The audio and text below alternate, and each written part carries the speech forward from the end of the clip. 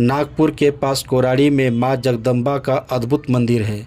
महालक्ष्मी जगदम्बा संस्थान कोराड़ी का यह मंदिर नागपुर से लगभग 15 किलोमीटर उत्तर में स्थित है। मंदिर का निर्माण हेमाड़पंथी है। यह मंदिर की प्राचीनता को दर्शाता है। भक्तों की आस्था है कि हिंदू जीवन के स्तंभ धर्म, अर्थ, काम, मोक्ष की सफलता देवी के दर्शन से ही प्राप्त होती है। महाराष्ट्र में मां जगदम्बा का भव्य ऐसा दरबार कोराड़ी क्षेत्र में देखने को मिलता है। करीब 300 साल प्राचीन इस मंदिर में मां जगदम्बा का ऐसा सुंदर रूप देखते ही बनता है।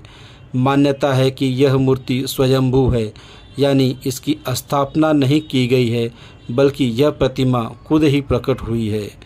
खास बात यह है कि मां जगदम्बा की मूर्ति का रूप हर पहर बदलते रहता है। यह प्रतिमा सुबह के वक्त बाल्य अवस्था में, दोपहर में यौन अवस्था में और रात्रि के पहर प्रौढ़ अवस्था में दिखाई देती है। मां जगदम्बा का मंदिर करीब 150 एकड़ इलाके में फैला हुआ है। इस मंदिर की विशेषता यह है कि मां का यह दरबार चांदी से बनाया गया है। महाराष्ट्र सरकार के पर्यटन विभाग ने इसे पर्यटन स्थल की सूची में शामिल किया है। 4 वर्ष पूर्व मंदिर को भव्य रूप दे करके इस मंदिर का जीर्णोद्धार किया गया है। राजस्थान के धौलपुर से लाए गए पत्थरों से मंदिर का जीर्णोद्धार किया गया था। मंदिर के शुरू होते ही एक दिव्य द्वार दिखता है। मां के इस मंदिर में कमल के फूल अर्पण किए जाते हैं। कमल का फूल मां जगदम्बा को अति प्रसन्न है, इसलिए यहां आने वाले भक्त पूजा की थाली के साथ साथ कमल का फूल लाना नहीं भूलते। मां के दरबार में ज्योत है जो 24 घंटे और 365 दिन प्रज्वलित रहती है। मंदिर परिसर में ही भगवान शिव जी का भी मंदिर है। मंदिर परिसर में दुकानें भी सजी होती हैं, जहां माता की चुनरी, फूलमाला भक्तों को आकर्षित करती हैं। माता जगदम्बा का कोराड़ी स्थित दरबार जितना सुंदर है, उतना ही आसपास का क्षेत्र साफ सुथरा रखा जाता है। कोराड़ी से पहले जोखापुर नाम से जाना जाता था।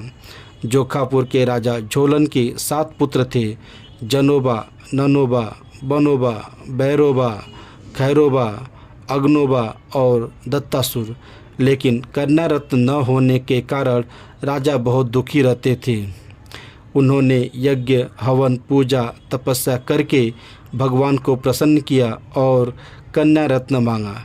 राजा को दैवी, पवित्र और दीप्तिमान कुंवारी रूप में आदिकालीन से अवतार के कई दिव्य अनुभव होते थे। उसने कठिन परिस्थितियों में राजा का मार्गदर्शन किया और उसे सही निर्णय लेने के लिए प्रेरित किया। युद्ध के एक बिंदु पर उसने राजा के दुश्मन के बारे में सही निर्णय करके न्याय दिखाया।